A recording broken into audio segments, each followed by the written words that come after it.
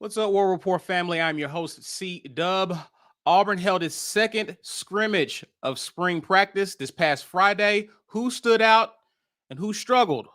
B. Will, Ike Jones joins me to discuss that and other topics related to Auburn football, as well as some surprising former Auburn basketball players. All that and more in the latest Weekend Tailgate. You are now listening to a War Rapport Weekend Tailgate, brought to you by Athletic Architect. It's your boy, Ike Jones. Be Will,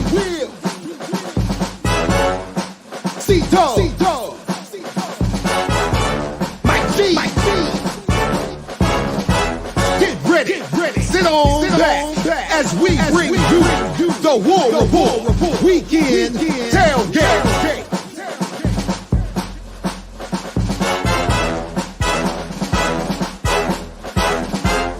Happy Sunday, everyone. Welcome to the latest Weekend Tailgate, brought to you by show sponsor Athletic Architects. Guys, one of the best ways that you can support the War Rapport is to support those who support us. So please be sure to drive traffic to buildthehouse.com, whether you're related to a student athlete yourself, or just have a cool, savvy business idea, but you're not quite sure how to get that thing off the ground. Buildthehouse.com. Athletic Architects can help you plan your financial future. Shouts out to them for supporting us. We want to shout you guys out for hanging out with us on a beautiful Sunday, guys. A great weekend. Do some other things for us. If you're really rocking with us, we got a good show lined up for you guys, some good conversation. We definitely want you guys to be involved, interacting with us, commenting. Share this information, share this video to others on social media. That is Facebook and Twitter. Use the hashtag, even at us, so that people can find us. And hey, we may even begin to grow this community even more. Smash that like button while you're here. Help us with the YouTube algorithm. And if you're new to our channel because someone shared this video, subscribe. Ike, you still putting out dope content. You're still working out here, man. Show your work and tell people why they need to get to it. Man, you know, it ain't no off season with the War Rapport. As long as there are Auburn sports, then your boys will be out here putting out work. I just did a little breakdown on Avery Jones, the transfer center over to Auburn. So if you're into, offensive line play, you can go and check that out. We got some good film review on him in his days at Eastern Carolina. But you have to be a patron to be able to get that content. $5.99 gets you there. We do have the live stream available for supporters, though. So everybody who's a member can at least watch the live stream. But if you want to watch the replay, patron levels where you got to be at for that. But hopefully you guys are enjoying the off-season content. We got much more coming for you. If you are a member and you want someone else to be able to get a membership, it's really easy to gift that right from the live chat. So go ahead and be about that work. We're giving away stuff, as always, sponsored by GWT2 Energy Consulting Services. Hashtag get your weight up in the live chat to be a part of the drawing. We're going to do that drawing right around the 1 hour mark, but make sure you get your hashtag in and spell it correctly and remain present and accounted for so that you can potentially get yourself a free mug courtesy of GWT2 Energy Consulting Services. Gentlemen, it's been a busy week. Started on really kicked up on Friday. We had a busy Friday. Auburn got a commitment, and it was a commitment that's been reportedly in the works for quite some time. Fat Burnett, Jamarian Burnett, actually commits to Auburn. Here's his information here. We can look over that. 4-star running back commit, Vandalusia, Alabama. 6'1", 210 pounds, although some sites have him closer to 230. Big bruiser of a back in the 2024 class. According to Rivals, he's 148th nationally ranked recruit, 7th in the state of Alabama. He's a 13th running back overall. Shows the Tigers over the likes of Tennessee, Georgia, Arkansas, and Alabama. He had just come off of a visit to Florida State last week, which had some people concerned, but Auburn felt comfortable about him. A little bit of information on this guy. Obviously, Cadillac was a lead recruiter. Jamarian Burnett actually attended Junior Day earlier this year. Really connected with Hugh Freeze. The previous staff recruited this guy heavily as well. So with Cadillac staying on, they gave them a leg up in his recruitment. and Auburn was able to land this guy. So before we go on a little bit further, I got some more stats on him. Thoughts on this pickup? I'll start with you, B. Will. How you feel about this one? I mean, Cadillac, man. Lack. That's pretty much all there is to say.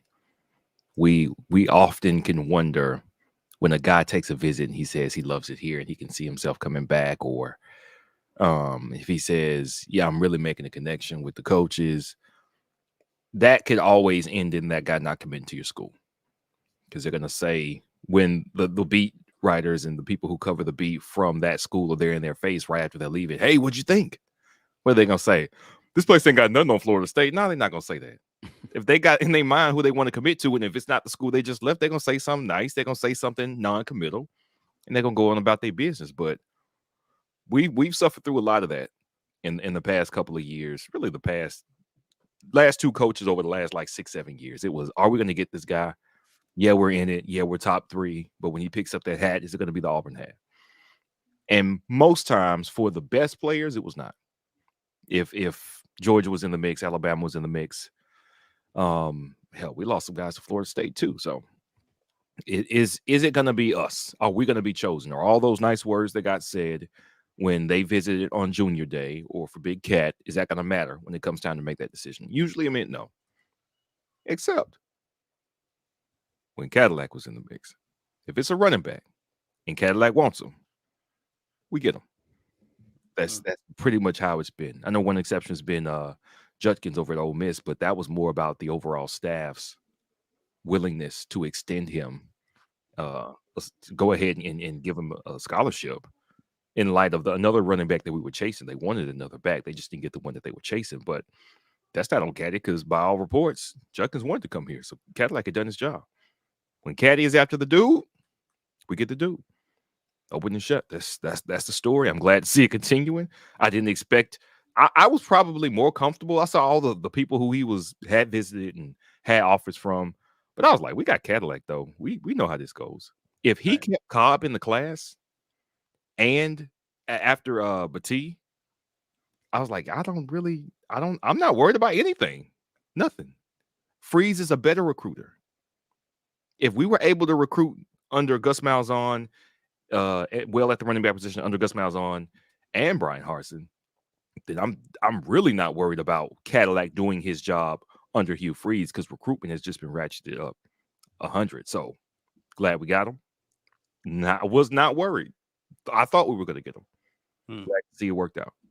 I'm going to ask you some questions about his skill set and what he brings to this running back room in a second. But to kind of piggyback off of what you said, be in terms of Caddy as a recruiter getting his man, it seems as though he's expanding in terms of going after running backs. He's also been very instrumental. I don't know if you're familiar with the linebacker recruit, or I think they're recruiting him for the jack position, Joseph Phillips out of Tuskegee, which is down the street from Auburn.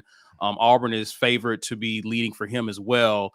And you can credit Caddy for that. And it's almost like, as much as we've heard this guy's name over at Georgia being mentioned when there's ever a vacancy on the offensive side in Dale McGee, it's like we have our version of him, it appears to be, in Caddy, because he's not also going after running backs. He's going after other big targets who don't play running back as well. So it seems like we have a growing monster recruiter on the offensive side of the ball. Thoughts on that? Yeah, I mean, listen, Cadillac is as advertised when it comes to the recruiting stuff. And he's good with the on-the-field stuff when it comes to the running backs as well. It's not as if he's just going and getting guys and then they're not coming here and producing. He's getting guys that and turning them into NFL caliber running backs. So Cadillac is doing everything he needs to do. But to your point, he's not just a running back recruiter now. He's setting himself up to be one of the premier coaches in college football in terms of his prowess and ability to understand what it takes to do on the entirety along the entirety of the scope of what it needs to happen. I think that interim status it unlocked something in Caddy to say, all right, there's something bigger out here that can be waiting for me. Let me start operating at that level.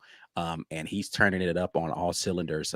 He's got the associate coach head title or whatever the actual title is attached to his running back coach title now. And I think he is embracing the opportunity to have a larger role in what's going on and not just let that be a title in name only. Like, he really wants to be involved and put his hands in more pieces of the puzzle so that he can have help bring all this stuff together. And I'm excited for what the future is going to be for him. I'm hoping we continue to find ways to keep him on staff here. Yeah. Right. If Georgia can find ways to keep Dale McGee retained, Auburn needs to find a way to keep Cadillac retained. Let's figure it out and make sure that we keep him here and happy. And hey, whatever, I understand his servant's mindset. So he's not necessarily proactively looking for other opportunities, but we need to make sure he stays happy so he doesn't even get a wandering eye.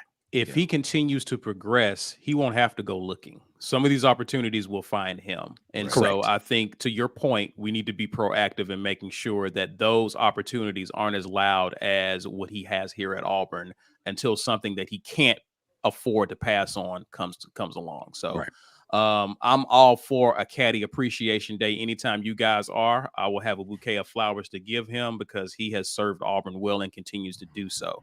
Ike, I want to ask you, and B, you can chime in as well.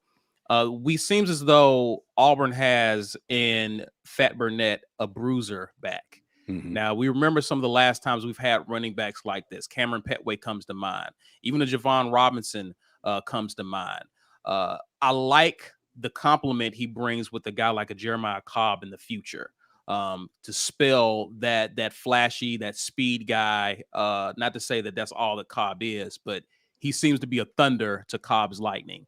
I like what he brings. What are your thoughts on him and how he would factor into a Hugh Freeze offense? I mean, that's the interesting part, is the factoring into the Hugh Freeze offense, right? Like, it's going to be a big time spread offense, but where a lot of the offenses that major on pace and space aren't able to really hurt teams is on short distance. And you just need to get 2 yards because you're typically not like a power run team, right? And so, like, getting those tough yards is more difficult. It's going to be interesting to see how he's utilized in the offense. And I haven't watched a ton of his tape. I don't know how he is with his hands, but like, to your point, having a change of pace back that, especially when you get into scenarios where you've got a lead and you want to preserve a lead and you want to turn around and just hand it off to a guy.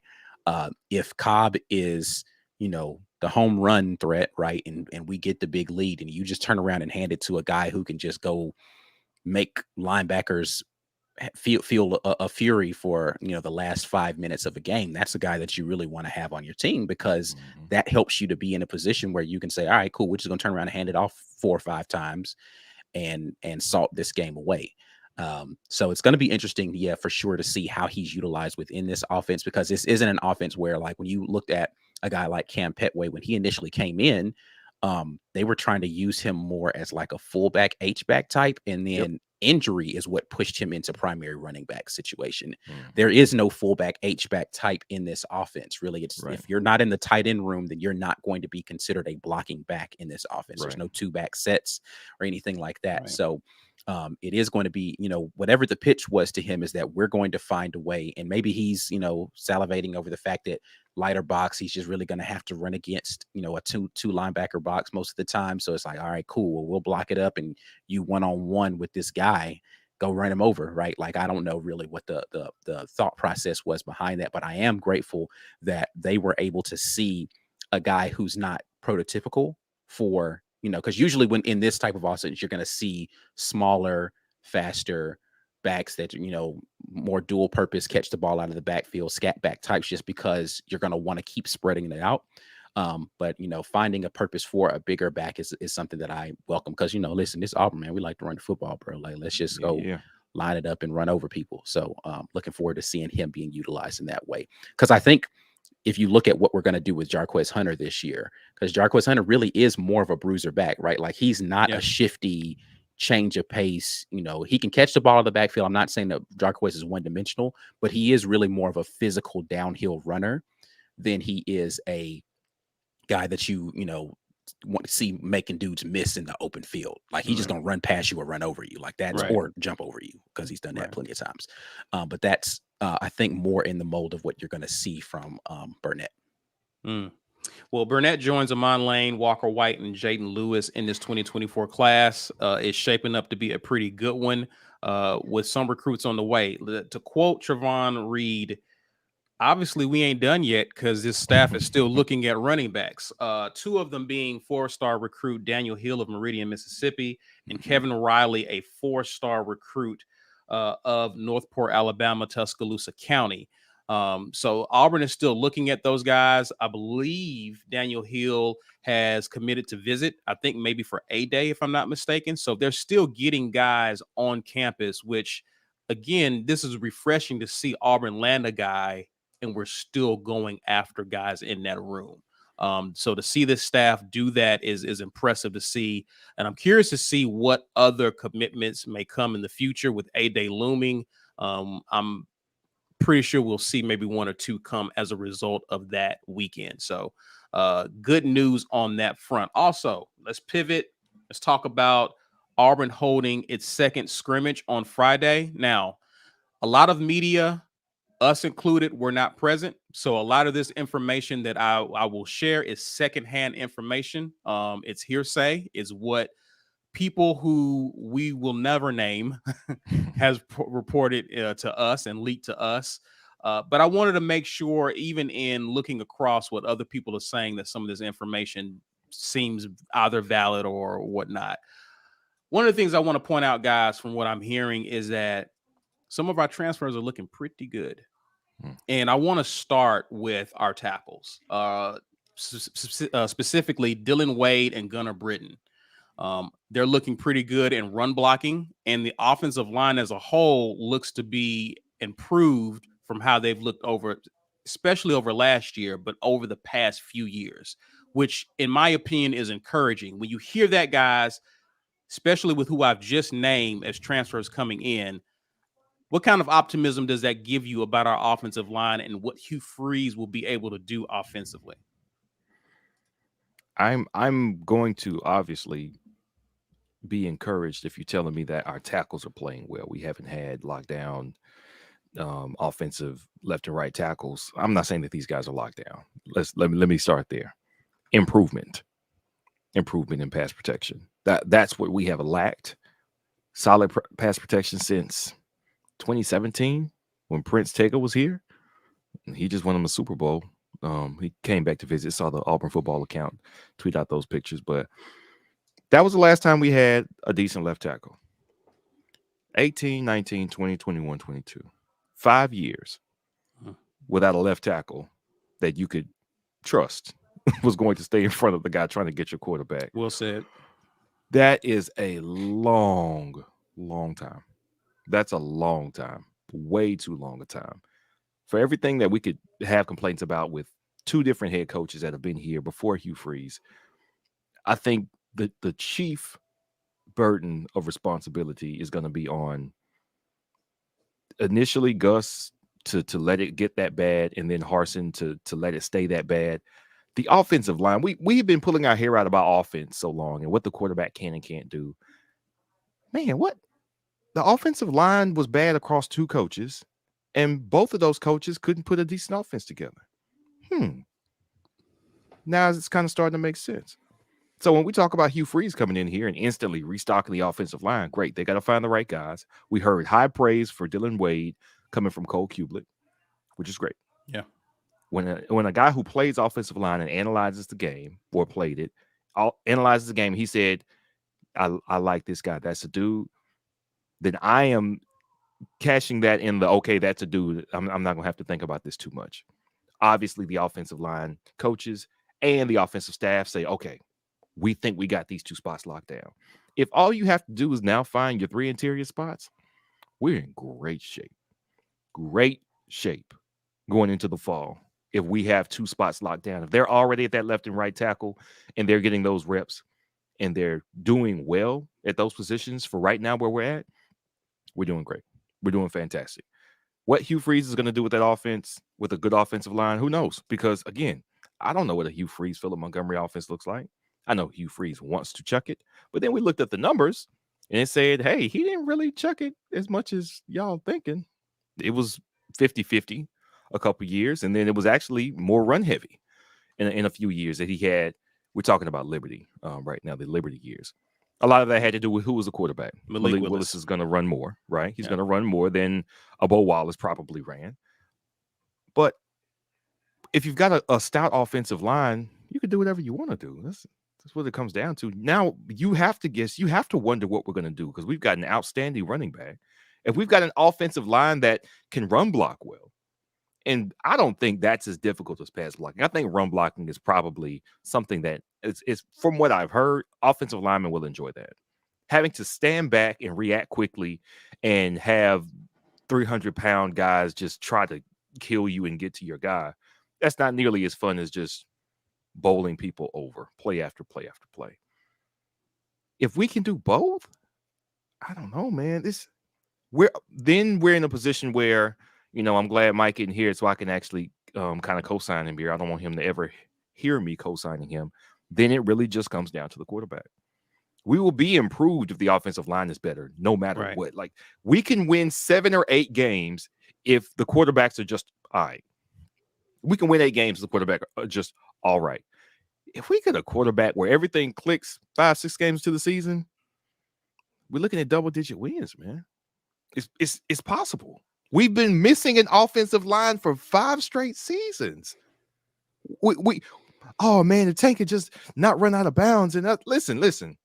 We didn't have a good offensive line for 5 years. We've been arguing about single points where a player could have done something or should have done something. We were outworking, and we were not say outthinking. We were trying to compensate for something that there's no real compensation for. Right.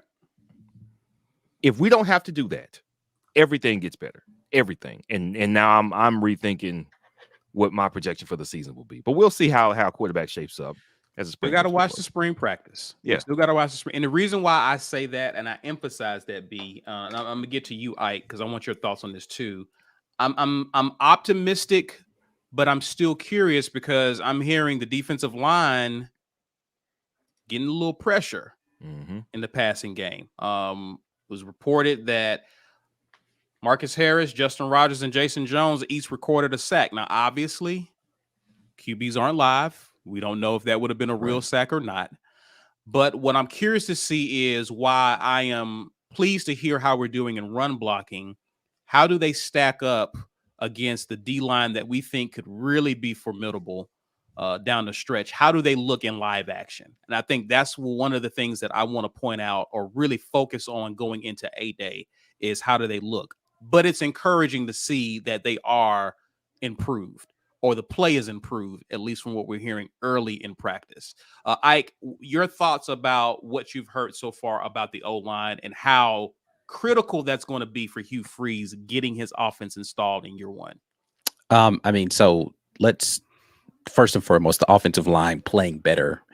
I just always am like, dang, they didn't have they were all right. It's like better to what level? Because like they was real bad before. So like them playing better, encouraging, but how much of a jump have we made? Now, a lot of that is talent, right? Like it's not as if the same guys came in and you're like, oh, I'm hearing this guy's playing better this year. It's new guys. So from a talent floor perspective, we just got better just initially walking in the door, not having known what the guys on the bench who never played were, right? So if you raise the talent floor, then of course your offensive line play is going to get better. The question to your question is how crucial is that going to be with getting the offense installed? It's everything, right? Like having a quarterback who can operate it is definitely a big portion of it, but none of that matters if he doesn't have time to go through the operation.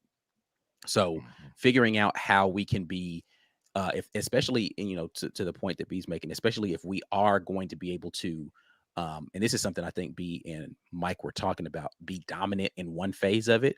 If we can run the ball whenever we want to, your offense becomes that much harder to stop because now the play action is more dangerous. Now the alignment that the defense is going to be in is more dangerous. So now your quarterback has more space and opportunity to get it to the playmakers. And you have different things that you can do on the outside that allow you to be difficult to stop because it's like there's one phase of this that, man, we we can't do nothing with them in this run game, right? And then you run against somebody who is actually a good run team, and it's like, okay, well, we're just going to use this as a decoy, and that's going to allow us to open the things up on the outside. And that's when you really start to see the necessity of the quarterback position as far as being able to operate. But nonetheless, the direct question is, how crucial is this to getting this installed? It's everything. It is the centerpiece to the entire thing. And if it's not there, then you're doing what we've been doing for the last few years, trying to work around it, trying to figure out and scheme and gadget and all this kind of stuff. And I don't really want to have to gadget. We want to save the gadgets for the big games where we need to pull out the big guns. Outside of that, we can run our base stuff and run through them. Let's do it. I'm all in favor of that. All right, guys, let's grab some of the comments. We appreciate you guys hanging out with us. Good discussion so far. I want to hear what you guys are weighing in on. Beast Mode, we see your super chat. I will grab that because I think you've given us an idea as to how to end this show. So stay tuned, hang out with us longer. We will definitely grab your super chat. Daryl says, War Eagle, Hugh is going beast mode on the recruiting trail, folks. He absolutely has. And we're seeing it paying dividends early. And I've been so impressed with, I think one of the things that makes spring exciting, guys, is not just the newness of everything and how some of the new faces are doing, how some of guys are competing in light of a new coaching staff, new schemes and systems being installed, but the visitors that are attending practice. I think that has added a whole nother layer of excitement and reporting to spring practice that I'm not saying guys haven't attended practice in the past. Obviously they have, because they've had something to compare it to. But for that to be a thing, and big names, guys who are committed to Bama, guys who are committed to Georgia, guys who are high profile recruits who are undecided, it's added a whole new layer to spring that has been fun to see and fun to cover. The thoughts, gentlemen? Yeah, this is clear that this is I won't say singular focus, but definitely a high priority focus for him, is to say, I am going to upgrade the talent, and I'm going to allow the guys who know what to do with this talent go in there and do the coaching. I don't think Coach Hugh Freeze is as hands-on as people want to make him out to be as far as the practices are concerned. Right. I think that, and which is why, like, I when we were having, well, I wasn't on having the conversation around quarterbacks and, where they've been to this point, and Coach Freeze talking about maybe we need to coach it differently, because he hasn't been in those coaching conversations with him. He's just only seeing the output in the scrimmage, and he's saying like, oh, well, wait a minute. So what did you teach them to do in this scenario? Well, let's go back and teach it a little differently, because I'd like to see it done in this way and how they want to operate. I don't think he's been involved in any of that stuff. He's just been kind of monitoring from afar, and he's letting his guys go out there and coach. And he's been focused on, all right, who do you think, where do you feel like we're at deficit? Oh, we need more speed rush guys. Great. Let me go find some guys to be speed rushers. Oh, we need to take the top off the defense. We need some more deep threat guys. Let me go find some more deep threat guys. Oh, we need to be tougher and more physical in the running back room. Let me go find some physical running backs. Like, that's all his mentality has been. Get the feedback from the guys. What do we need to do to be better? Let me go find those guys, get with my recruiting folks. And he's staying out of the mud with all this kind of stuff, and just really checking in. And scrimmages are his opportunity to say, okay, this is where we are with this. Let me tweak that. Let me tweak that. Let me tweak that. Let's go back and rethink how we're doing this. But I think he's honestly being true to his word and saying, I'm letting the guys coach. And this is why him bringing Kent Austin with him is crucial. Yeah. Right. Because Kent Austin knows what he wants to do. He understands how he wants his QBs coached. And so Hugh Freeze can be hands off of those QBs and shake hands with recruits, shake hands with their families while they're watching practice, rub some shoulders, be that guy during practice, because he already knows, I got my guy who's been with me for years who understands what I want. The QBs are in good hands. My coaches and my players are in good hands, so I can do those things that are necessary. So again, this has just been refreshing as all get out to see. I didn't know if you had any more thoughts on that, B. No, it's a change. Felt like, or at least we heard that Brian Harsin was more controlling of who was doing what, how things were being taught. And I think it's a full-time job. It's probably 2 or 3 full-time jobs, honestly, being a college head coach, because you do have football knowledge to instill, if not in the players directly, like some head coaches do. If they're offensive, usually offensive guys are the ones that are the more hands-on. But even if you aren't doing that, then you still have to make sure that everything happening underneath you is exactly how you want it. And with, like, forget football. That's still, how are players being disciplined? How is practice conducted? What type of energy do you want to see? What type of spacing do you want when it comes to your increments and practice? Like, all of that is strategic on how you teach. How practice is conducted is its own thing. And then you have to check in, how are my players conducting themselves when they're not here? That's a part of college ball. That's not a part of the pro game. Is I have to be accountable for you as a young man, and a pro coach doesn't have to be accountable for these adults once they leave this facility. Now I have to be accountable for you. So I need to check in with your position coach. I need to check in with the tutors. I need to check in with the professors. Is he going to study hours? So much of this stuff happens, and I think it's very clear that Hugh Freeze has put a priority, like I said, of his energy into recruiting, because it is that important in SEC football. I'm sure, but that's an advantage again. And we were talking about when he first put his staff together. Well, he's going to bring in this guy and this guy. Well, why wouldn't he keep this guy? It's like, listen, you need to be able to trust the guys underneath you to do the job to the level that you want it done, so you can go and recruit some dudes. You think he's going to be on a plane for 2 months recruiting and bring down that signing day that we had, or the early signing day, and then the later one where we got who we needed, and then we grabbed a couple other guys too? That doesn't happen if he has to sit down and do installs with his head coaches. All right, well, it's December. Let's get started on what this offense is going to look like. No, let's go recruit. We can do the offense later because we need dudes in here. And he's doing it the way I think is the right way to do it. Yeah. It's going to be slow going as far as people learning the offense because, man, listen, it's new for everybody. Mm-hmm. There are assistant coaches on his staff that have never worked under Hugh Freeze. It's going to be new. It's going to be a challenge. And I think he's giving us that by saying, well, I haven't been with them that long. You know, it's been like, what, 6-7 practices. We'll get around to it. It's coming. You know what I'm saying? We getting into the weeds and we'll start to figure out what's what. But right now, they just need to get into the habit of building this locker room and having this team run like it needs to run. The football stuff will start to take care of itself here soon. Well said. Well said. Haley basically echoed your sentiments, or you echoed hers. She says, if Caddy wants a guy, we getting them. Good to see you, Haley. I agree. Man. Brad Browning says, if these recruits were paying attention to how 2022 ended, they know who Caddy is. Oh, Caddy is who they want to play for. Yep. Agreed. Agreed. I mean, his profile soared over the course of that. He benefited greatly from that transition for sure. Ken Willis asks, could Freeze's new AU offense have more power running, which requires backs more like Hunter and Burnett? Thoughts on this, guys? I mean, it's yet to be seen. I don't know. Yeah, we haven't seen the offense yet to know kind of how they want to do it. I mean, if the pass is any indicator, I would say he's probably going to want to do both. He understands that he can't just get one kind of back. You need to be able to change it up. So that's why you have Jarquez Hunter on the team, and then you go get a Batee, right? Because we don't want just one kind of back. We want to be able to switch it up, mix it up, and do more things. So I think he's just understanding, hey, it's a new day and age. You can't just be one way. Right. Yeah. Right. James Burnett says, fellas, to be fair, both defensive and offensive lines are good at the same time, finally. So practices could go back and forth. Thoughts on that? Before you guys answer, I will say TBD on this. Our lines needed work last year. So to Ike's point, I'm curious to see how much we've improved. You can still improve and still be kind of mid.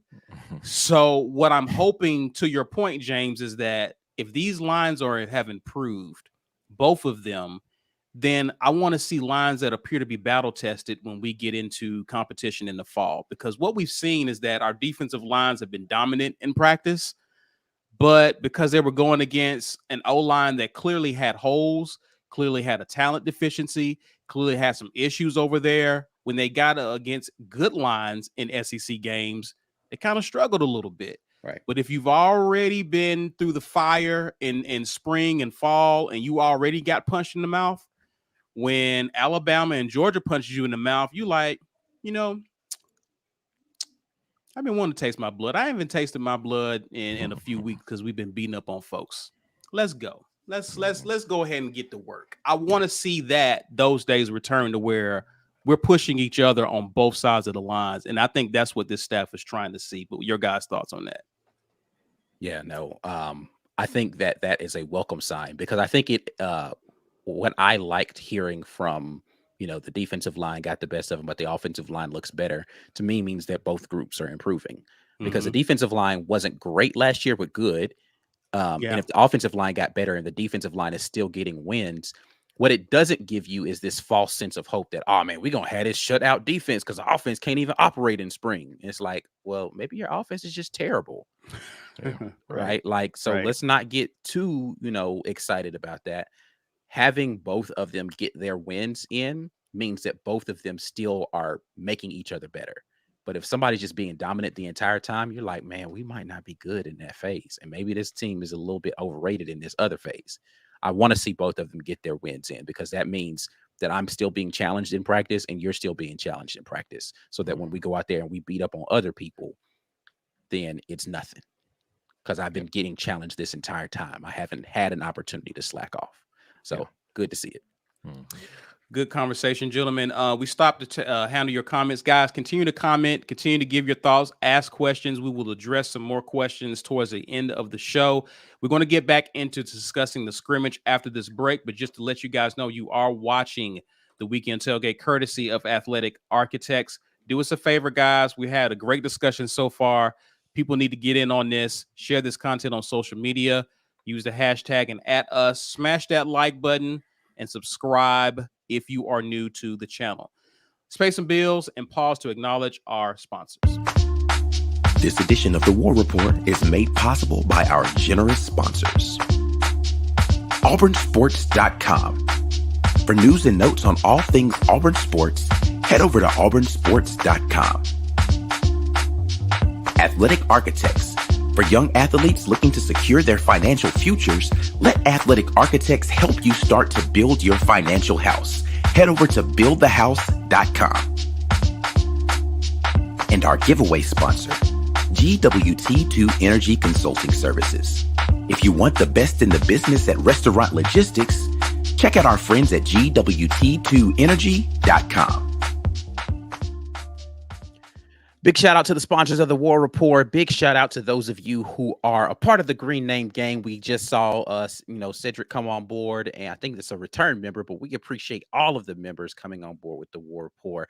You guys are the lifeblood of our channel. Like how recruiting is the lifeblood of these programs, you all are really what make us go, and we appreciate you.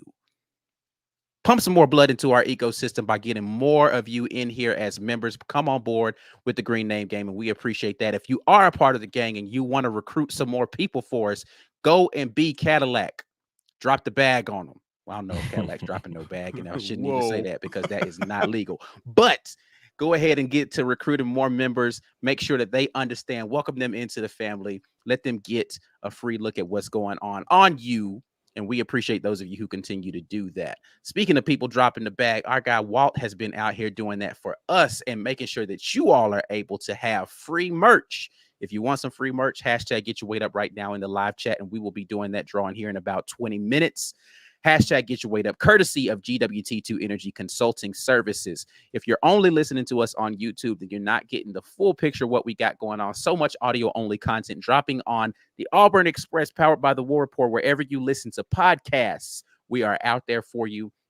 New Lobtown pod is up. New Mike Mack and Memes pod is up. We got another of our Amen Corner pod dropping this coming. I think that's dropping tomorrow. Is that dropping tomorrow, B. Will? Yes. Let me lie to the people. A new Amen Corner dropping tomorrow. That was another good one. I don't know if we've had a bad Amen Corner. The one that C set in on was good.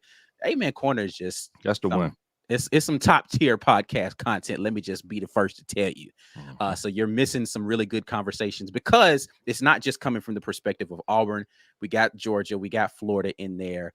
And it's always good to be able to talk junk to those guys, a bunch of fun guys to be able to hang out with. But anyway, make sure you head over there and listen to us on podcast at Auburn Express, powered by the War Rapport. Gentlemen, let's pick this back up and let's talk about offense. All right. Still talking about offense. I'm gonna get into another transfer, a couple of more transfers I want to mention before we talk the position group that people have been concerned about.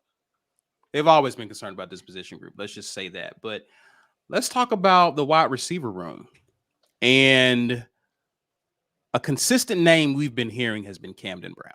Mm-hmm. Over the summer, when Camden Brown, who did not go through spring, he was a summer enrollee. The moment he touched down, he was making noise. Mm-hmm.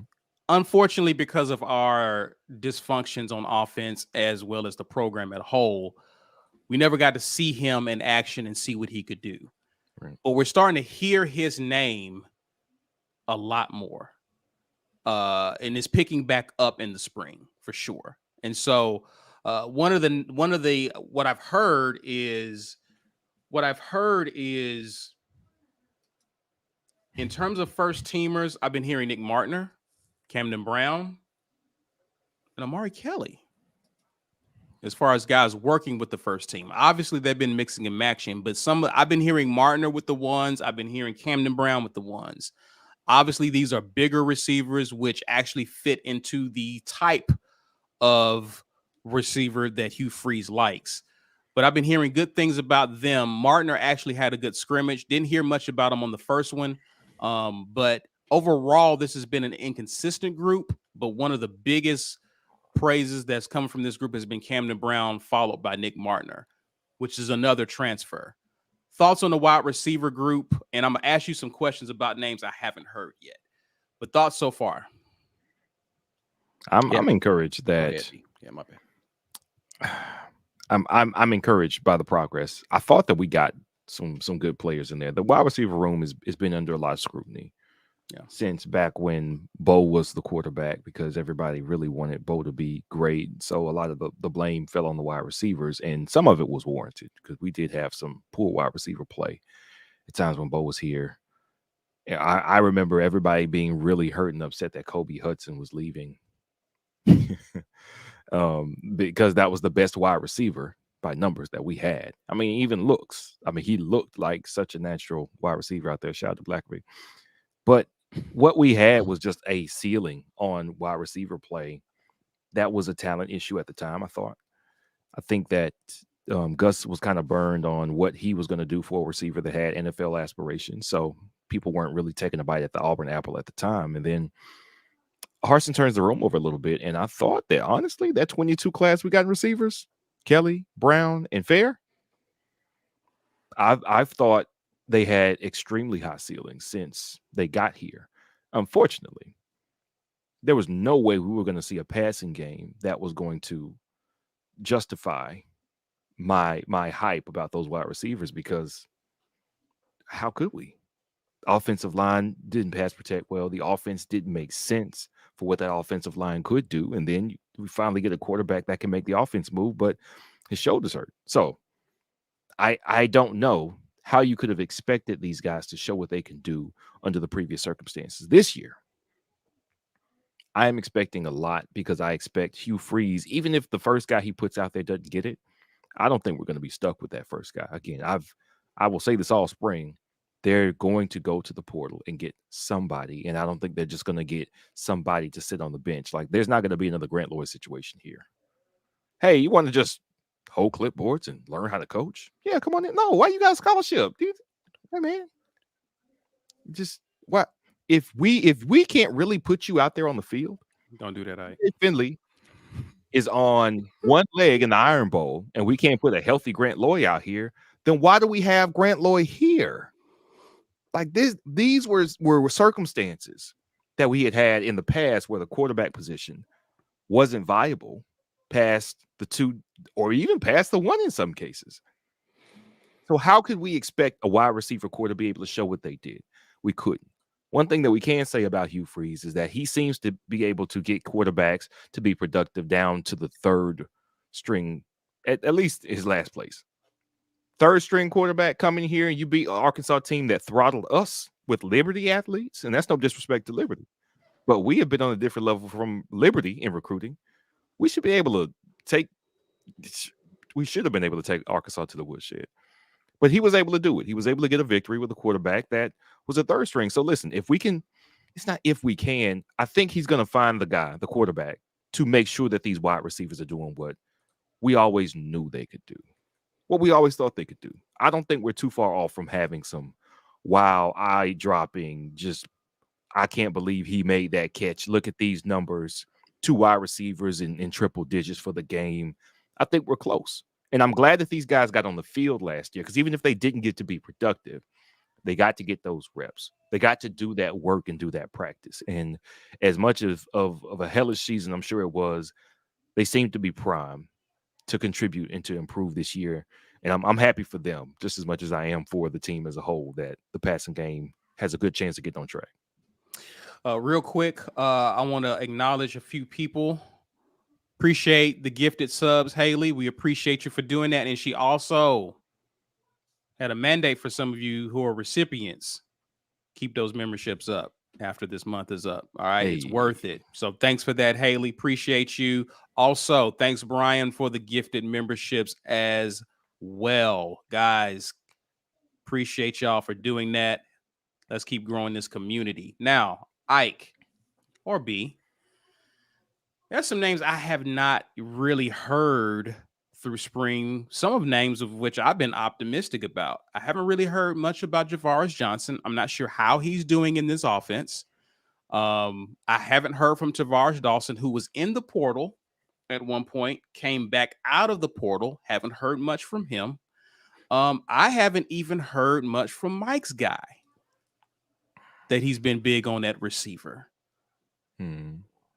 I'm not saying that that's necessarily a bad thing, but if we're hearing that wide receivers have been inconsistent at times, and the only names that have been receiving praise has been the guys that I've mentioned, makes you wonder how those guys are really doing. Thoughts on that? Yeah, I mean, so I've definitely heard reports on all of the guys that you just mentioned. I'll start with the one that we talk about most often, Jay Fair. He seems to be picking up the offense really well and performing pretty consistently. I don't know whether or not he was involved in this last scrimmage. So there was a couple of guys who had been dealing with some nagging stuff. Jay Fair, one of them. Coy Moore had like a hand injury. I think he actually like broke a finger or something like that. And so he had been limited. So you wouldn't have heard as much stuff about him. And then of course we know Malcolm had the collarbone situation. So there are some guys who've been limited recently that had been performing really well, which gave opportunity for some of these other guys. Camden Brown's probably been the only one consistently mentioned, regardless of who was in and out of that rotation. Right. So definitely glad to hear that.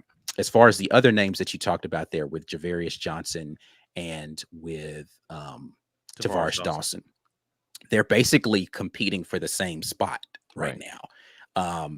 And if I were a betting man, I'd say that Johnson has the inside edge on getting the majority of the snaps for that spot. So I haven't heard the issue has been for some of these guys has been drops. It's really they you know, that's a thing that we just don't want to hear as Auburn fans, wide receivers having issues with drops. And then with some of the other guys, it's just been with their kind of understanding of the concepts that they're trying to employ here. Because a lot of what you're going to see from this offense is a lot of option route stuff.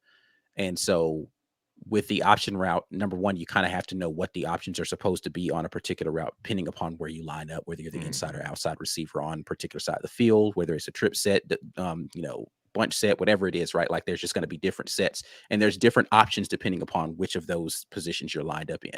So picking up that level of complexity of not just here's what my route is, go run that route, but here is where my alignment is. And these are the options that I have based upon how the defense is lined up. That's a lot different to try to pick up. And so when we hear about the quarterbacks and the wide receivers are not where we want them to be, it's way more complex, right? Like, so let's talk about complexity for a second. And I'm going to continue to answer your question about wide receivers. You went from a Gus Malzahn offense, which as far as wide receiver quarterback, very little complexity. It was really half field reads for the vast majority of the time for the quarterback. And usually it's a primary route with a check down. That's really all you're seeing is we're really trying to get the ball to this receiver. And if it's not there, you check it down or you take off, right? Like, or throw it away, right? Like that's really what it was. When you line up, we're reading half the field. This is your primary. This is your check down. Get out of there, right? Then you go to a pro style Harsin based offense, which is going to have varying levels of complexity because you're going to have multiple route trees, right? Like it's not just one or two routes that you're asking guys to run. It's not just goes and then stop routes, maybe with a deep over mixed in with it. It's really, you're going to have route tree stuff with progressions as far as the offense is concerned. You're going to have to read it at multiple levels, right? You're going to be under center and you're going to be in shotgun. And then you're going to have a little bit more complexity with what your pass coverage or your pass protection stuff that you have to know is, because you're running it out of a lot of different sets. Now they condensed it and they were running very few portions of that offense because they just didn't feel like, number one, the offensive line where it was we need to be, and we weren't there from the quarterback position. As you got later into the season, you saw even less complexity to our offense, right? Two, now a Hugh Freeze system where it's kind of like a hybrid of the two. As far as what you're asking the quarterback to do, you still have a lot of protection stuff that you got to do, but the communication between what the quarterback sees and what the wide receiver sees is way more crucial here, because I need to see this is what coverage they're running. This is what my options are on this coverage. And we don't get to decide pre-snap which of these options I'm going to run. I just have to see it the same way you do. So I'm going to sit this route down because we're in a zone, or they're playing me outside coverage. I'm going to break my route to the inside again. But you have to see it the same way, because if I see you breaking out and I throw out, but you ran the inside route, it's pick.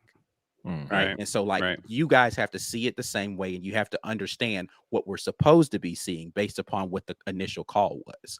It's a lot more complex because it's a lot more sight adjustment. It's a lot more understanding and getting a feel for where wide receivers are, how they run their breaks out of their routes, right? Like this guy runs that out. We talked to was it Devin that we were talking about? Yeah, and he was talking about how him and Marvin Harrison was in front. Yeah, Marvin Harrison ran the route differently, and Peyton Manning threw it the way Marvin ran it, right? And he's like, well, the sheet says to run it like this. I ran the right depth based upon how it says, and he's like, but he's throwing it based upon how that receiver typically runs that route in that scenario. And you have to know, oh, well, yeah, Marvin runs that, a little bit deeper, or he breaks that route off a little bit earlier, and Peyton's throwing that earlier.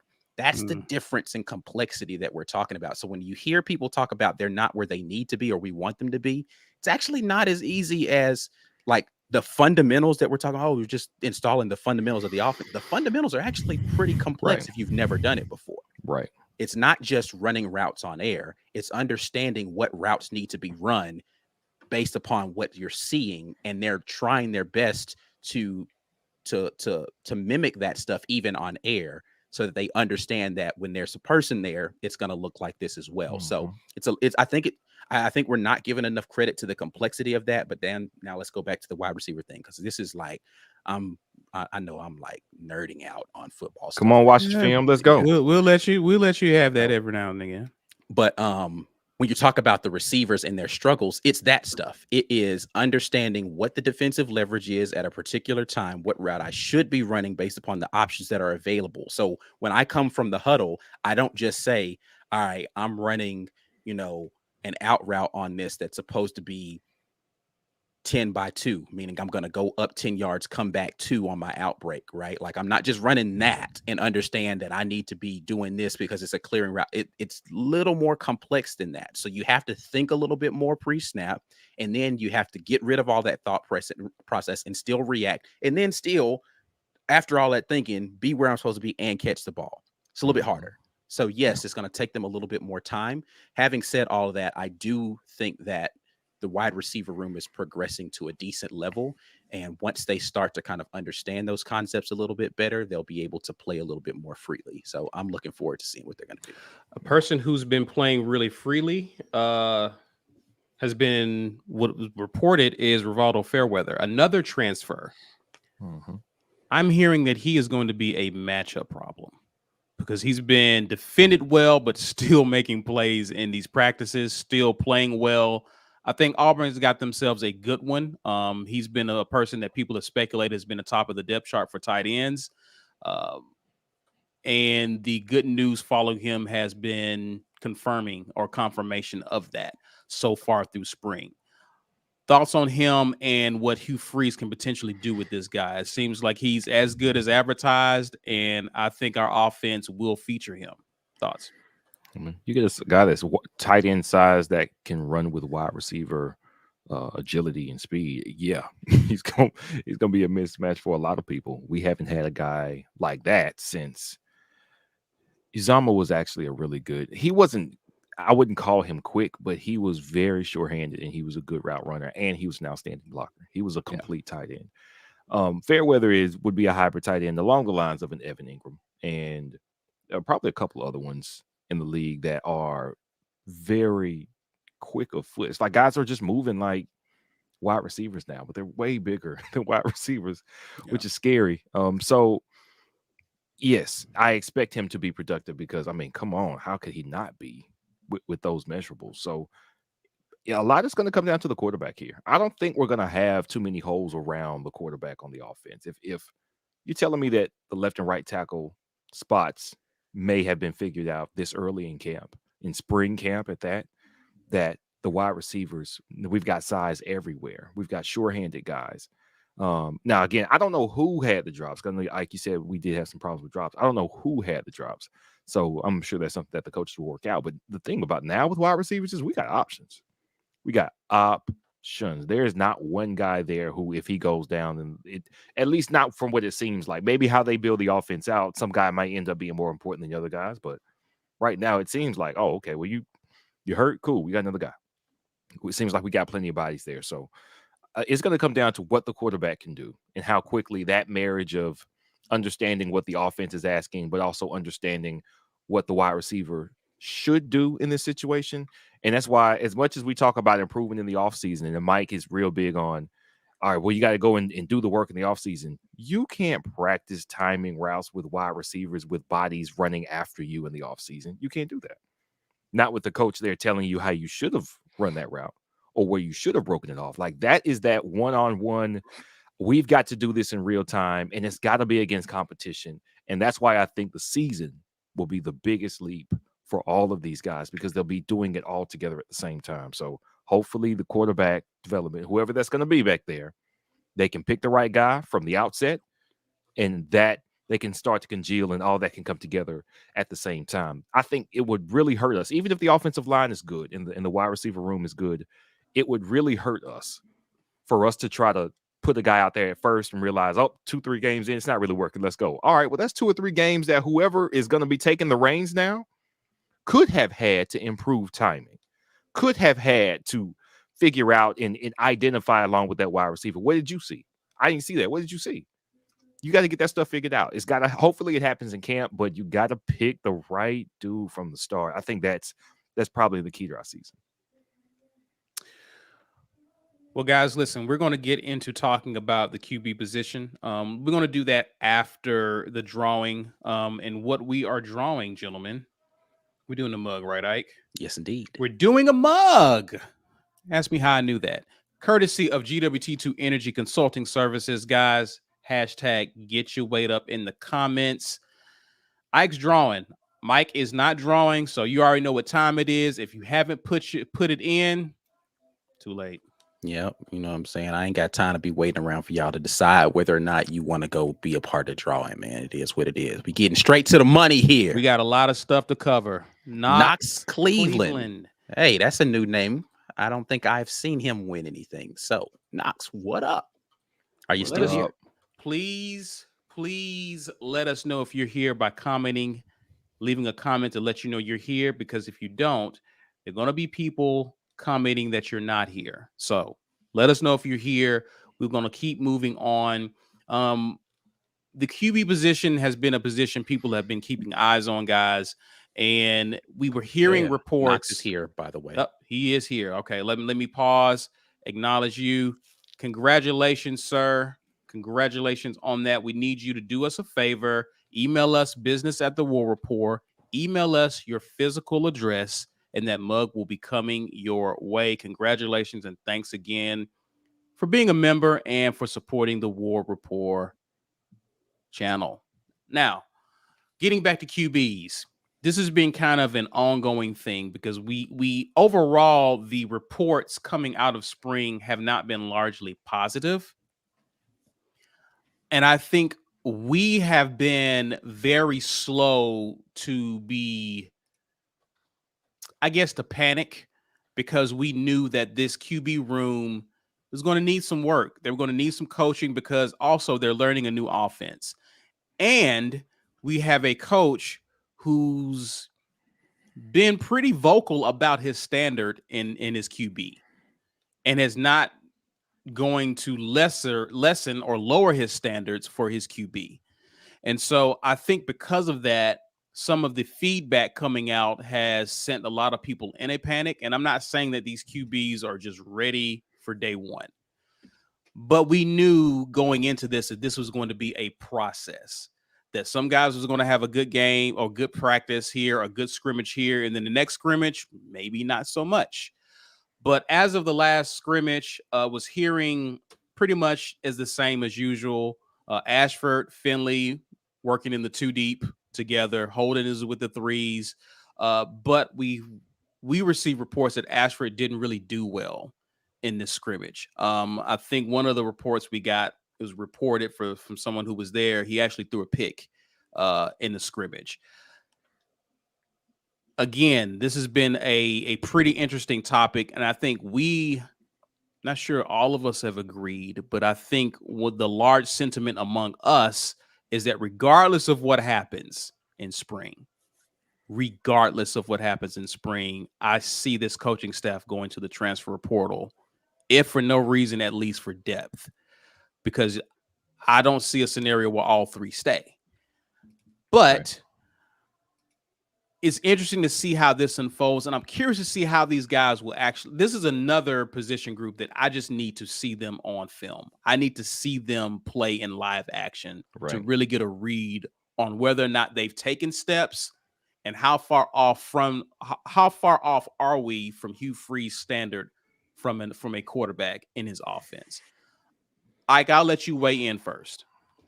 Yeah, I mean, I think from a Hugh Freeze standard, we're probably still a long ways to go.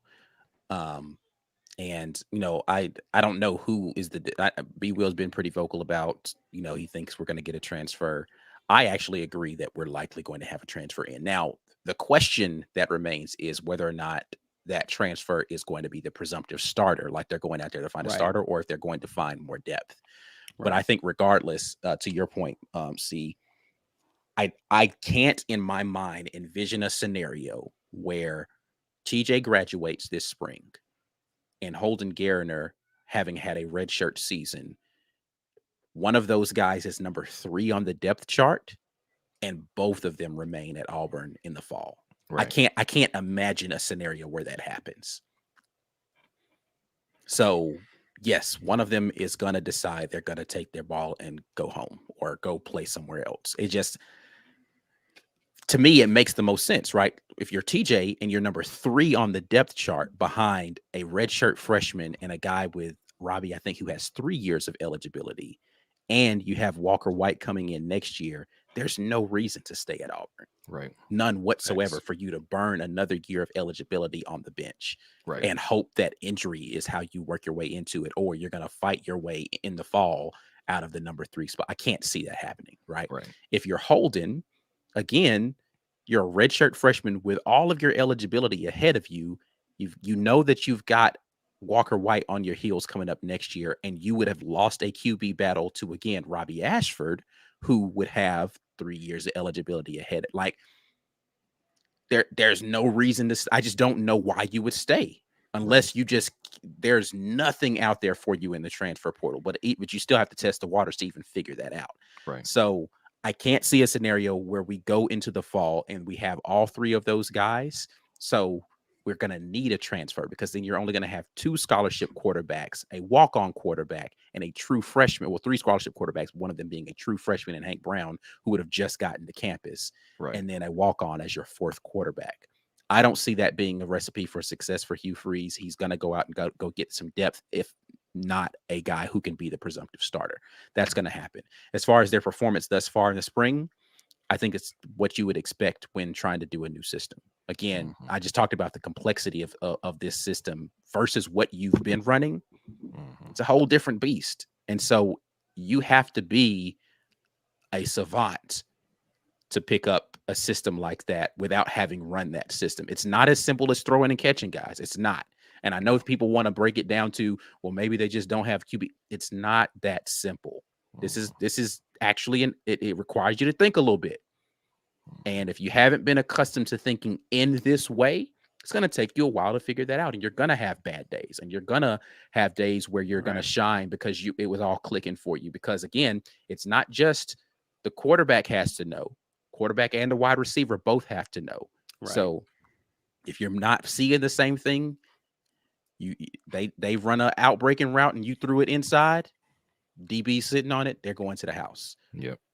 Right. It's not just about. And Ike is not saying that because that's what happened. Right. I didn't see it. I didn't see the play. Right. But we'll hear a QB through a pick, but we have no context. And Ike is giving you a potential scenario to where could have been a bad ball, could have been a bad route. It could have been I read something different than what you ran.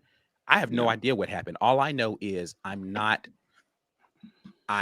expecting during the scrimmage you're going to make some mistakes, or could have been a really great play by the DB. I don't know. I have no. It was DJ James. It ain't like you throwing it against some dude who ain't pasted on the inside hip of every receiver that he ever has played against in his collegiate career. So again, like I think there's a lot to be understood about the nuance of things, and not just say, "Oh, this guy made a mistake." You don't even know that. Number one, you didn't see it, so you don't. Even the person who reported it to you, as far as like where you saw it, Auburn fan, random, blah blah blah, didn't see that. We didn't see it. I'm just telling you what happened, but I ain't even see what happened. I couldn't tell you what the scenario was that led to that. Right. So I think that there's a lot of pumping the brakes that has to happen. But again, I'm always the one pumping the brakes. So, whatever. You're a habitual brake pumper. That's why. Listen, man. I hear you. I'm only pushing the gas when I know it's time to do that. Y'all just be wanting to like go from here to the next stoplight at 90 miles per hour. And it's like, bro, slow down. The light's going to change in about 30 seconds. There are a few more positions and people we can talk about, but we're going to save some of those for the morning drop. That'll give us some things to discuss. There's a lot to talk about coming out of this scrimmage and things we've heard. I want to grab some of you guys' comments. I appreciate y'all for being patient and waiting for us to get to some of these. We've had a lot to discuss, a lot of different players and position groups to break down, so we appreciate that. Let's grab some of these, starting with T. Moultrie. Appreciate you for the $20 super chat. He says, there will be transfers that we as fans like and may even love, but please, for AU's sake, and Freeze we trust. Good attitude to have. And again, it's been paying off dividends so far in terms of who he's bringing in. I'm curious to see what he does, even with this second portal opening. Speaking of which, we have a question about that. Kenneth Jolie says, can the Grayson McCall transfer still happen, or did that ship sail for good? It's still technically possible. He can't just transfer in here with his apparently what's the Coastal Carolina? Yeah. Apparently their credits are, you can print them out and cut out and say, hey, here's a credit. They aren't exactly established currency everywhere, because Florida, he had same trouble at Florida. He was looking at Florida and the exact same thing happened. The University of Florida was like, we can't take this. This is clown money. You take real money. You guys monopoly money up there? You can't give us monopoly money for credits, man. You need actual credits. So that's an issue. So the only thing that he could do is graduate. Now, one Grace thing that McCall walking up with like a piece of paper with crayon right and be like, "Hey, man," like, what? Credits. Come on, man. Got the credits. I can't do nothing with this, man. These aren't credits, Grayson. We can't take this. Chuck E. Cheese tokens. You need some credits, right? What? No, that's a token, Grayson. Hilarious. Hilarious. Hey, if you come here, bro, I was just joking. Yeah, I'm just joking too. Please come here. Absolutely.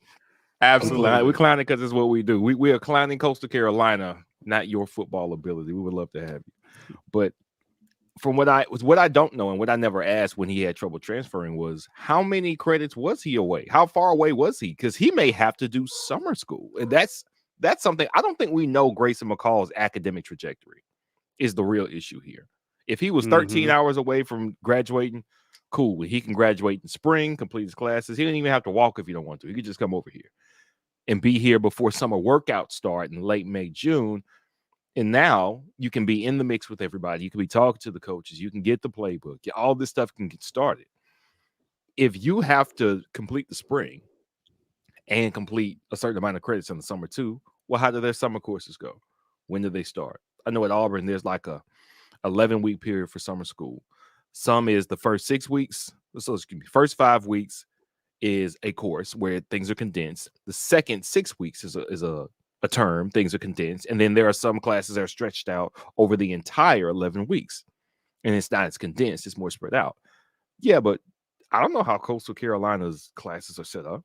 So if he needs more than just the spring to graduate, that means he could be locked down until late June, early July. We have no idea what the trajectory is on his availability. I think if he graduates, he would probably come here. If he can get clear and graduate before fall camp starts, I think he would be here. Absolutely. Absolutely. I'm not gonna lie. I know Mike G wasn't really high on Grayson McCall. I probably would be excited about that if that were to happen. I would be excited. I would too. So again, I think I've tempered my expectations because the second portal window is tough to get excited about anybody, right? And so for a guy who was trying to come during the first portal opening, who has experience, who's playing in a similar style of offense, who can do some of the things that Hugh Freeze wants to do, I think there's a lot to be excited about. How that translates to this level in the SEC will remain to be seen, but it's TBD on him. I'm not quite sure how this is going to unfold, but I'll definitely be keeping our eyes on it for sure. Brad Browning says, what are the realistic expectations for Petit? I only see him as a returner, but I'm wondering how his spring has been. I You're think muted, he's probably... Ike, if you're talking. Oh, yeah, you're talking. My bad. I didn't hear you. Yeah, I was like, I've heard he's been out there getting running back reps, and he's been doing well. So I think that he's going to be a good portion of what our plan is offensively going into the fall. T Moultrie says in Freeze we trust, but we also need to put in Caddy we trust because Caddy brought him here. So if Caddy brought him here, I expect dude to work. And I'm not sure what's going on with Damari Alston. I don't know if he's injured, but I think Petit was taking a significant amount of reps in the second scrimmage with the second team. But I think that may be because they're holding Damari Alston out potentially. That's what one of the things that was reported. I think On 3 maybe even reported that. But I'm curious to see what that is. But Petit is working to this question. He's getting reps and he's out there making plays.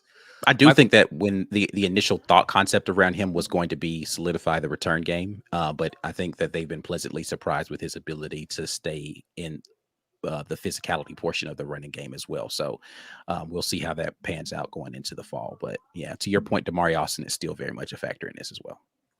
Michael Thompson says, I think the new tight end is going to be a difference maker for this team. This offense will get more potent as the year progresses in the next couple of years, will be a top 5 offense. Look, I hope to see it. I really do hope to see it.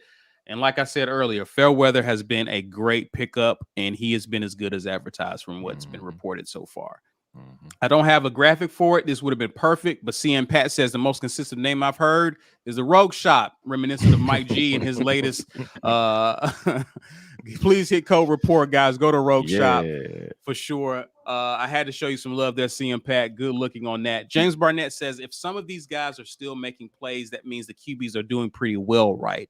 Some people act like our QBs suck and are ready to go get a portal guy. Thoughts on that?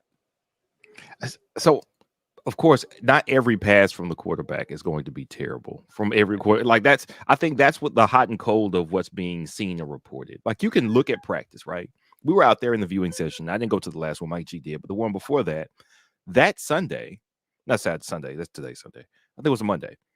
Robbie Ashford was the best passer that the last one that I went to, and that was 2 weeks ago tomorrow. He was clearly the best quarterback there that day. I saw TJ missing guys more than I thought he should be missing guys with the advantage of height and a really big arm. He just wasn't as accurate. You know, guys having to dive for some balls or dip or drop down and hit their knees instead of being able to just catch it in stride and keep moving. I thought that was happening a lot with Holden Gardner as well. I mean, I know he's accurate, but he didn't look like he was throwing the ball confidently is what was happening. And it wasn't even any, hey, make the right read stuff. We're talking about wide receivers going out into a route as they're being coached up by their position coach. Hey, make sure you fall back, but come back stronger. And then the quarterback throws it. And either they were hitting the guys or not hitting the guys. And Robbie was doing the best that session. I think what you're hearing is that could be the case for that day.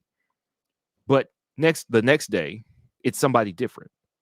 Or the next day, the guy who was killing it yesterday, now he's off and he's inaccurate. So what I'm sure most people want to see and hear about is this guy has been great for every time he's out here. He's throwing dots to the right spot, and the wide receivers are making the most of those opportunities. Some of that, however, is a byproduct of not having a true number one, and with the system being new. So when I hear about to what I tried to describe, which was here's a situation where the quarterback isn't a terrible quarterback, but learning a new system is going to result in an interception in the scrimmage. It happens. Learning new systems makes this happen. A lack of true repetitions learned in an offense makes this happen, which is why a lot of people do give passes. Hey, man, he was in a new system. He had a new OC. Sometimes that matters. Sometimes it doesn't matter as much. But in this case, yeah, everything's new. Everything is new. The quarterback coach, the head coach, the offense, the offensive line, everything is new.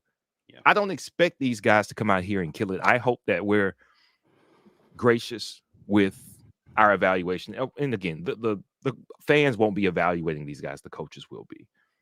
I'm still firmly a believer that in-game reps is the only way to truly tell who these guys are and can be in this offense. And I hope that, I don't want to say I hope one guy gets over another one. I think Robbie Ashford, with the time and grace to make the mistakes where he will learn and get better, is the best case scenario. That's what I think.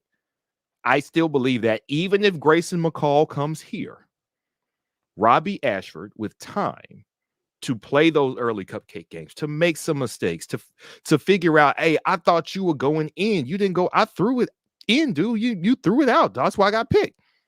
That has to happen. It happens with pros all the time. Rookie QBs make mistakes. It happens all the time. The question for me will be, if you can't see that, finished product, Robbie, early in camp, do you put somebody else out there? Which is, I think, is likely, and which is why I think an experienced guy like Grayson McCall, you could say, oh, well, he hasn't run this offense either. He hasn't. But what he has done is some of that QB wide receiver relationship stuff that none of these other guys have done, or done it efficiently, or done it well yet. He's been in college longer and had these situations and had the experience of running offense closer to perfection than any quarterback that we have on our roster has. He's been more productive. He's been more accurate when live bullets are flying.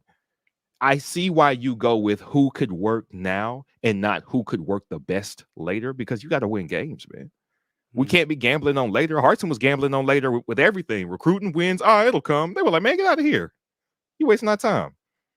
Who's going to get the good fortune of getting out there, but being given the time to learn and get it right? I don't know. I still think Robbie has the highest ceiling, though, for us. Before we move on to some other comments, before we get into our next segment, I will say the biggest issue at the QB position has just been inconsistency. Yeah. Because what we've seen is, whether, regardless of who it is, not named Holden wasn't in much, but whether it was Robbie or TJ, they would look good for 5 plays. They would look great. And on play number 6, a turnover worthy play occurs, whether it results in a turnover or it's just the ball hits the ground.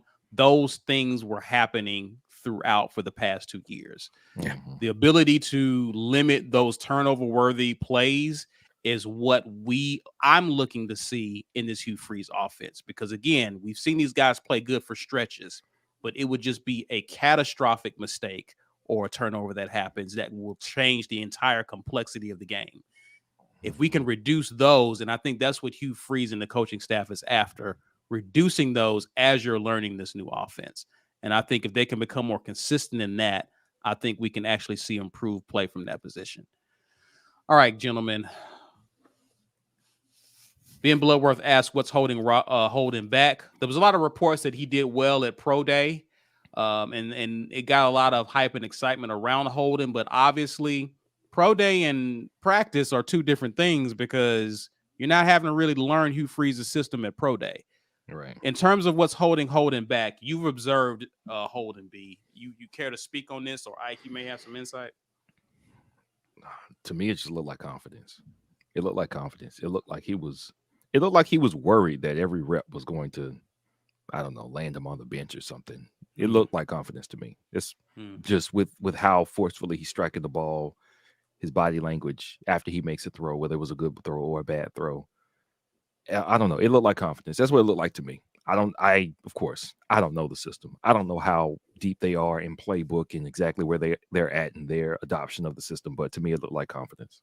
Yeah. One last one, and this comes from Mama Ashford. Good to have you watching with us. She says, yes, Robbie threw a pick because a player missed a block. Ball and receiver was in the right place, but missed block. So, I mean, context. That happens too.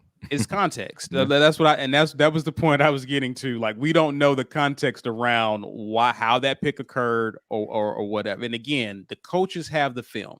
The coaches get to evaluate and determine how critical of a pick that was as it pertains to how Robbie fares in this competition. I think as fans, we'll hear a negative play and then just automatically move him down a spot in the competition because of that, especially if no one else was reportedly threw a pick themselves. But I think, again, I'm curious to see how these coaches are evaluating and how they're determining how these guys are doing week after week, scrimmage after scrimmage. And again, I can't wait to see A-Day so I can see how these guys look for myself. Again, what we've been hearing has been secondhand information, but it's another to see with your own eyes and draw your conclusions from there. That's what I'm looking forward to. Beast Mode Stoves says, what did we see Friday night? Bama lost, and I love it. Okay, gentlemen. What did we see? What are we going to talk about first? Are we going to talk about that? I mean, why not, man? You know, I very much enjoyed that. First of all, let's be clear. A second of NCAA basketball after Auburn lost. I did not care. I actually started after this happened, though. I still haven't watched any games. I am true to my word. My television has not been on the tournaments, but continue. Once we're out, the event has ended. It's over. The football season ended week 12 last year. Nothing else happened after that. Basketball season ended at the round of 32. Then that's happened. All those teams that won the round of 32, they got a nice, like, medium-sized trophy that you get when you win like a karate tournament as a 10-year-old. Everybody just went home. That was it. Whatever coverage is on TV right now is fake. I was sure, because of who Alabama is and how they have played, I was sure that they would not win the title this year. Yeah. Everybody was concerned that, man, the field looks weak, and this is the best Alabama team ever. What if they win it? No, they're not going to win it.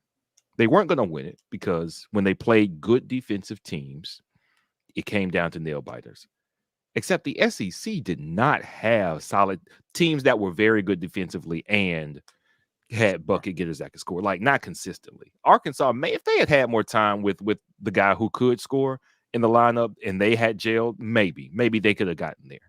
But we know Auburn's right. We didn't have the bucket getters. We could defend. We could put together a great half, but it came down to the last shot with the ball in our hands at their house. Texas A&M throttled them for the last game of the regular season, and they got it back in blood. But every time it came down to, hey, if you just defend Bama like this, they're gettable. We just didn't have a complete team in the SEC. We haven't. Not all year. Bama was the most complete team all year, and they were still very gettable. So I knew by the history of the NCAA tournament, somebody's going to get these guys because somebody's going to come down the stretch playing hot and defending like crazy, and they're going to make them uncomfortable. They're going to put them in a box. They did. They put them in that box, stamped that mug to Tuscaloosa, send the boys home. I very much enjoyed it. Nate Oates now, I think we need to have a conversation about Nate Oates. Not like it wasn't already a conversation being had, because I thought he was a fraud for a while now. You had the 2020 season, which was a Sweet 16 year for them. And now this season, this team was better than that team by a wide margin, I think.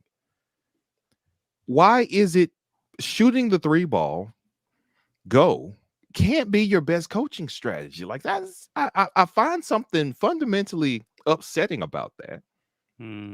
Because if it's, hey, well, we just missed shots. Yeah, you just missed shots. Like there's nothing else you had going besides, hey, the 3 ball's not going. Let's go do it again right now. Do more. Except this time, don't miss. Oh, thanks, coach. I ain't think of that. Don't miss it next time, though. Okay. His teams are just going to come down to how good are the players that he has playing. Can they hit shots? Yes or no? I think we saw a much better coaching job from Bruce Pearl this season. And people will want to get upset because of the outcome of this season, what this team looked like at times during the season. I saw this team get better. I saw Bruce Pearl plug holes in our overall performance to the point where it only came down to free throw shooting and last shots. Free throw shooting and last shots determined the entire trajectory of our season, even with the players that we had or the production that we were missing. What were your holes if you're Bama? I don't know. You just shoot good and cross your fingers. Is that it? Is that the entire coaching strategy? That's actually that's probably an under talked about point. What were the holes on this Bama team? Because they had big men who could protect the rim and rebound. They had 3-point shooting. They had ball handle. They played decent defense for the vast majority. There were no holes on this team, and they still could. That's actually a really good point. There were no holes. And so now we talk, coaching is going to be about, oh, well, look at his record versus so-and-so. Don't give me your record versus so-and-so. I saw, of course, in all the terrible arguments where Bama fans were all salty because they had lost. And, of course, Auburn fans poking fun at them. It's been a very fun 36 hours or so. It's been great. And when that happened, they go, well, Nate Oates is 5-3 against Bruce Pearl. We get it. Auburn's team wasn't great this year. Bama's team was very good this year. They swept us. There you go. We had a good team. How did they do against that team? I don't know. They didn't win any of those games, did they? No. I mean, I recall us putting up 100 on them when we had a good team. Yeah, we did. And one of their guys was like, "Oh, wait till we gonna beat y'all by 30." How did that work out against what everybody would admit is not as good a team? Right. You had your best team ever, and we had a subpar year. And you couldn't 30-point us. Get out of here. This team, it has a ceiling, and the ceiling is the coach. The coach is the limitation on the team. Which, don't get me wrong, man. College basketball, it's hard to find a really good coach in college, but it is difficult. It is extremely difficult. I'm not faulting Nate Oates for being a mediocre head basketball coach, which he is. I am just excited that of all the talking, especially to win the regular season title and the conference championship, but Sweet 16 is the best you could do. I mean, come on, man. You were far and away by those accomplishments. The best team in our conference. The best team in our conference. You beat the second best team in our conference by like 20 points in the SEC championship game, the tournament. You were it. You're carrying the flag. Number 1 overall tournament seed. Sweet 16. It's been a good 36 hours. I very much enjoyed it. To know that any idea of decency or the process that Coach Saban outlined, there are no wrong places at the wrong time. To throw that out the window because you thought, well, if we just win this year, then all this will be worth it. I don't have to sit this guy and give up the regular season title. All this will be worth it if I just play him and we just win. Well, you didn't win. You didn't win it. You didn't do anything that you didn't do in 2020, except you didn't have to make a mockery of this girl losing her life to get to the Sweet 16 in 2020. I hope it was worth it. And I've been seeing these comments online ever since the L. Oda basically brought it here. Ben was at the wrong place at the wrong time, man. Yeah, man, wrong place, wrong time. Yeah. Shouldn't have been in a fairly officiated game. I can't believe we don't have our refs here. Who brought these refs? These aren't our refs. It was the refs and the basketballs and the rim. Yeah, Miller was dealing with an injury, because that's why he was the least efficient player on a team that's been that highly ranked in the history. Like he had the worst performance of a player of his caliber in the NCAA tournament. Right. Terrible. Terrible. Ike, you want to go? Yeah, sure, man. Let's pivot from talking about Bama and their terrible things to wonderful things happening for a former Auburn Tiger. Again, I apologize, KT. I haven't actually watched any of your games since we have gotten bounced, but I've heard very good things about the effort at which your team is putting forth, making it to a Final Four. KT Harrell or Harrell, is it Harrell? Anyway, making it to the Final Four with FAU. He is an assistant coach on that team, but doing good work. Hey, listen, I'm gonna just say this. I'm gonna put this out there, KT. If for some reason one of our guys decides they don't want to be here anymore, I'm gonna put in a good word with you with BP and Steven. I don't know if my word means anything, but I'm gonna still do it and be like, hey, your man's. I'm gonna say this much. Yeah. I think they already got. They see what's happening out. They know what's up. They know what's up. Yeah, So I'd love to see him back on the sidelines for us. Getting because he's apparently working a lot as a shooting coach for that team. Mm-hmm. He could shoot. And we haven't shot the ball particularly well. We lost our shooting coach that was having us do some major work shooting, and it hadn't looked great since he left. So, KT, what's up, man? Slide on back through to the Plains, guy. You know what I'm saying? We might have a spot for you is all I'm saying, because I'm hearing rumblings about one of the guys possibly getting offers. So, yeah. Boy. All right. Well, again, keeping in the theme of former Auburn players, Mike G affectionately referred to this guy as Big Sexy.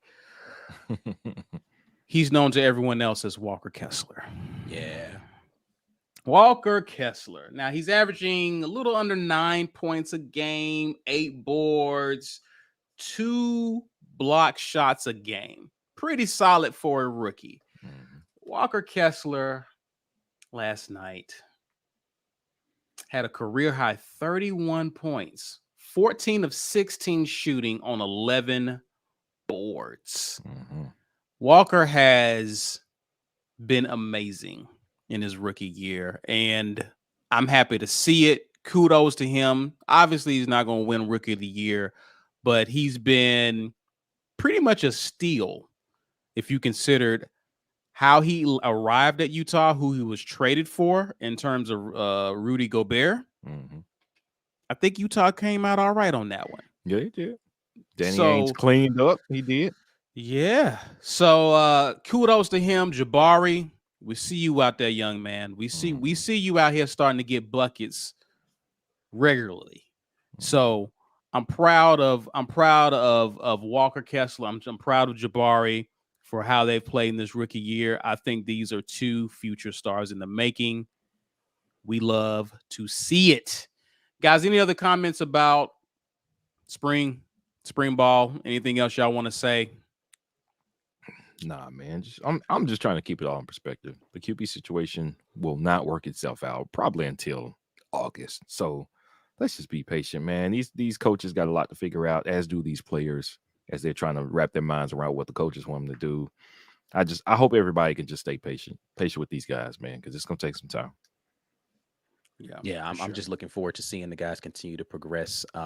I'm going to try to get some more intel and information. I know we like to focus on quarterback position as fans, but I really want to know I haven't heard enough about what's happening in this defensive backfield and these safeties, because we got 843 of them on the roster right now. I want to see what's shaking out with that situation.